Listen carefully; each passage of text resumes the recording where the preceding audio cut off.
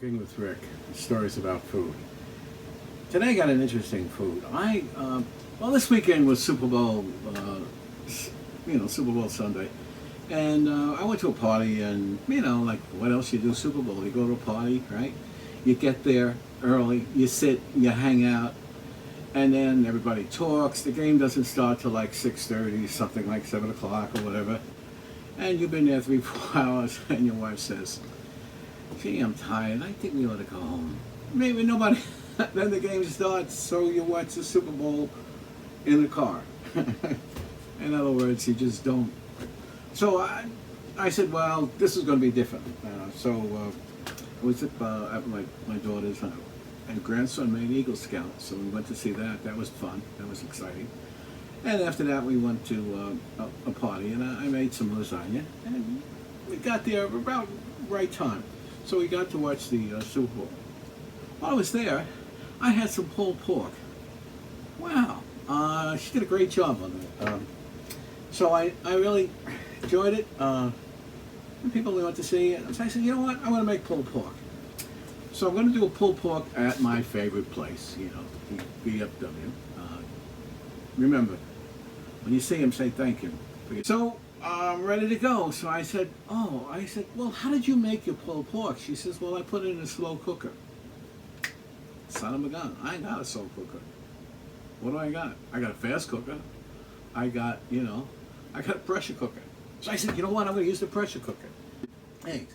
Okay, I have here my favorite cooking pot, pressure cooker. So we're going to do it in a pressure cooker. So first thing what we want to do is put it on the stove, and we want to put some pork here. All right? And what I did with it last night is I did a rub.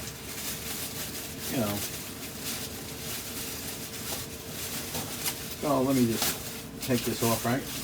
And I have the pork, right? So I wrapped it with aluminum foil, being the dull side on top of of what you're cooking. And normally when you do aluminum foil, the shiny side should be not where the cooking part is. Right? Okay, so I did a rub. Hey, that looks pretty good. It smells good, all right? So we have a rub sitting here, right? And what I'm doing is getting this pot nice and hot, or the pressure cooker hot. So what will happen is that we'll take this and we'll dump it in there, and then we want to brown it. And then when it's finished browning, then we'll add the everything else. All right. Okay. That looks pretty good. So what I'll do is brown it with the skin side up. Well, I don't know, can the skin side brown? I don't know about that. Wait a minute. Yeah, it does. So we're doing pulled pork today. Why not? Well, it would have been better if you did pulled pork at the Super Bowl party, but the party happened already. Hey, all right, anyway, here we go. All right. Okay, you hear it? All right, so it's going, right? Let me just rinse my hands a while. Pressure cooker, it should run anywhere from about an hour to an hour and 10 minutes on that order. The thing that you've got to be careful about when you use a pressure cooker, you can't overcook it. The minute you overcook this, well, forget about it. It's going to be, it will be too hard to chew. So I will probably take it out about 50 minutes, check it out, see if it's good enough, and then we'll do it. If not, we'll let it run some more. But we're going to put in some celery, some onions, some garlic, and all that to cook it with the flavor. Like when you pressure cook something, you don't pressure cook it by itself. What you want to do with it is you want to add a lot of other things with it. You want to get flavor in that. All right. So you can see it snapping, right?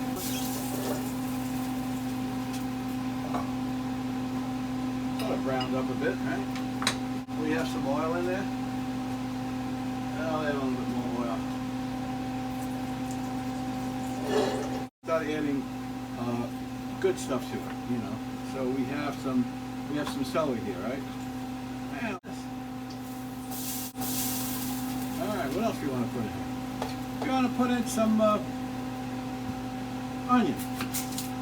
Just cut, you know, onion's pretty easy. Cut it in half. Just peel that skin off, right? There you go. There you go.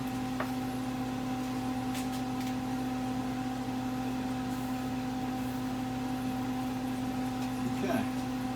We got some garlic, right?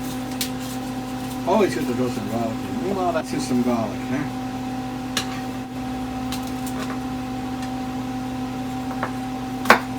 There we go.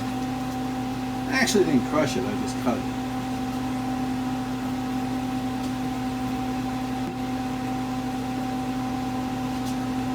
Bit of flavor. Alright, let's show some more. I already got some garlic powder here. I also have some kosher salt. So, let's throw some kosher salt in. We got some black pepper.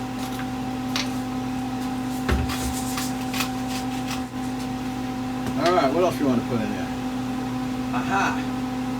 We have some sea salt. Get a little sea salt in there. So put a little sea salt. What else do we want to do? Aha! Alright, now what we want to do is we want to make some kind of a mixture, you know. So what we have is we have a little bit of honey. There's some honey in here.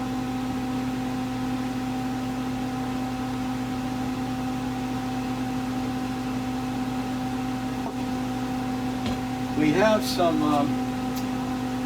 apple cider vinegar. That's cool. Now you ask me, you're not measuring. Well, I do what I do, you know. How about, let's help it out a little bit. How about some syrup? You could probably figure out what to do with it. You want to taste it so it can get a little sweet taste to it, you know. Alright. What else we would do? I picked up this barbecue sauce. I just picked it up. Let me just show some honey Dijon mustard. I got a little spoon here someplace. There you go. Piece in there and just mix it.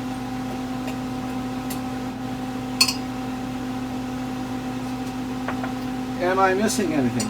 Yeah, I would think so. Maybe a little bit of ketchup. All right. Have some ketchup in here, right? There you go.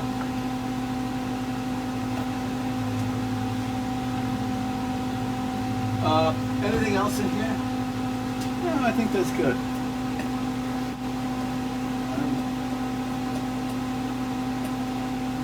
Brown sugar. All right. Now, I don't know the difference. Sometimes they say light brown and dark brown sugar. I don't know. Brown sugar, right? Oh, yeah.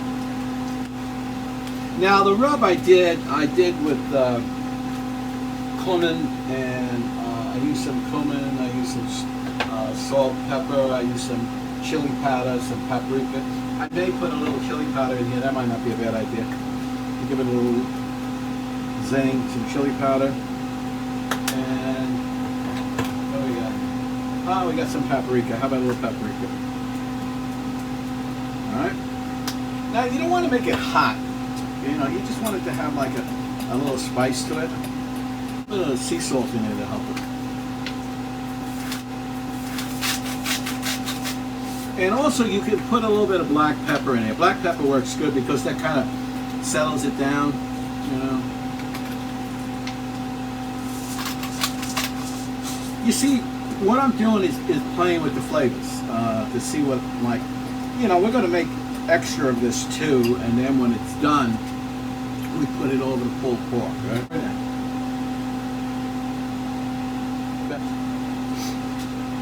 Now we want to put this guy back in there. Probably the best way to do it is pick it up and just set it in, all right? And you want the skin on top. All right, so you have it there, all right? All right. That's a big piece of meat, so you might have to add more to it. So we have that chicken stock, wherever that went. Oh, here we go. You know, you can cut it ahead of time, the meat. I prefer to finish off this this part here. It can be used mainly for the pulled pork, you know, the sauce to go over it. And I put some butter in here, and we're going to let it sit for a while. I might throw it in the microwave to dilute a little bit more. The pressure cooker is still working. I got it set for about an hour, so then we'll take a look at it and see how it's working out. Yeah, let's put it on here. Pull it and turn. There we go. Yeah, it's steady now. Let's test it. Oh yeah. So. All right. Looks good. So what we want to do is we want to put it into a bowl. There you go. And we just put them on the side here. And what we're going to do is we'll trim it all down, and then we'll just start to shred it. All right. So the fat, right? This is what they call pork shoulder, loins of pork. That's really nice too, but you know, the pork shoulder is probably better. So you want to remove what you call fat there. You don't want that in there, huh? Well, things got a little bit too hot in here, so I had to take my shirt off. It still says Cooking with Rick, right? And it's just a little bit easier for me. So I should have done this at the beginning, but it was cold out for, I don't know. Anyway, I do have, they call them slider rolls. I have that, and I got some more in here, cooking a little bit more, and just slice these up right, and we'll see what happens. Well, if you like what you see, give me a thumbs up, all right? And these are cool if they open. I guess I got to cut them open. Why is nothing simple anymore? So when you cut something, always put your hand over it. This way, the tendency of you cutting your fingers will not happen, right? All right. So we did a little split here, right? And we'll put a couple in this way. I'll put like 2 of them in there, and to show you what I meant. So we'll put a couple pieces in here. Syrup stuff, right? As they say in Italian, salute facendo, good luck for 100 years. Before I do that, let me try this little, take a bite of this. Hey, pretty good. I like it. Yeah. So, as I say, salute facendo, good luck for 100 years, and thanks again for watching. And if you like what you see, please subscribe. Thanks very much.